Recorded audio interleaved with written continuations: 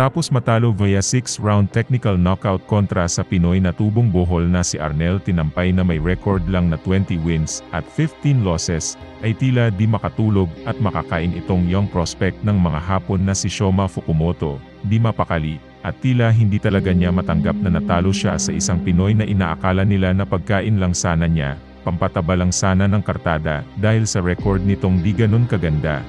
Semi-kumpiyansa ang Hapon, kaya natalo ito via technical knockout. Habang naghihintay na makaresback ay lumipad na talaga ang Hapon sa Amerika para magpaturo sa kilalang trainer at angkol ni Floyd Mayweather na si Jeff Mayweather.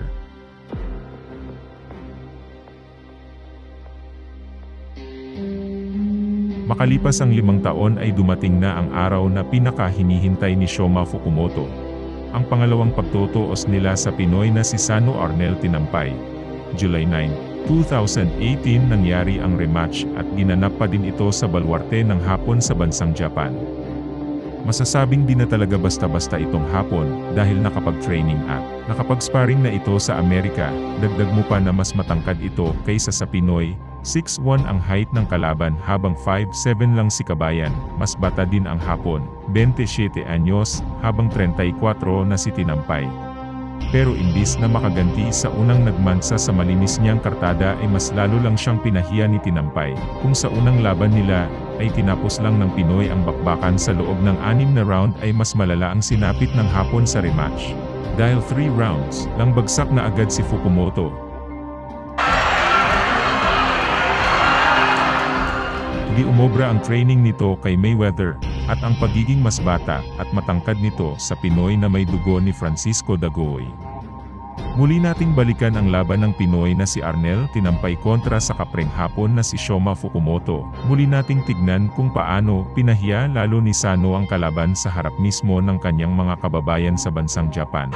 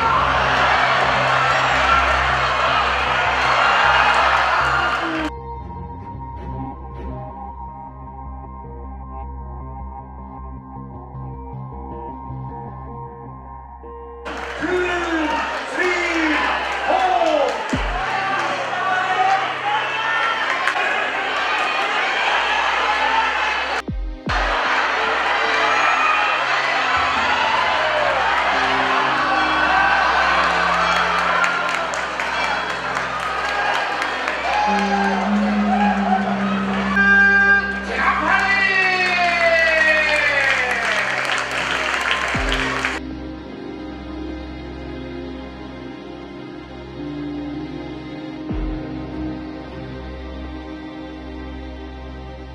nga pala si Kenneth Dover, Philippine Youth Champion sa lumalaban sa Bantamweight Division.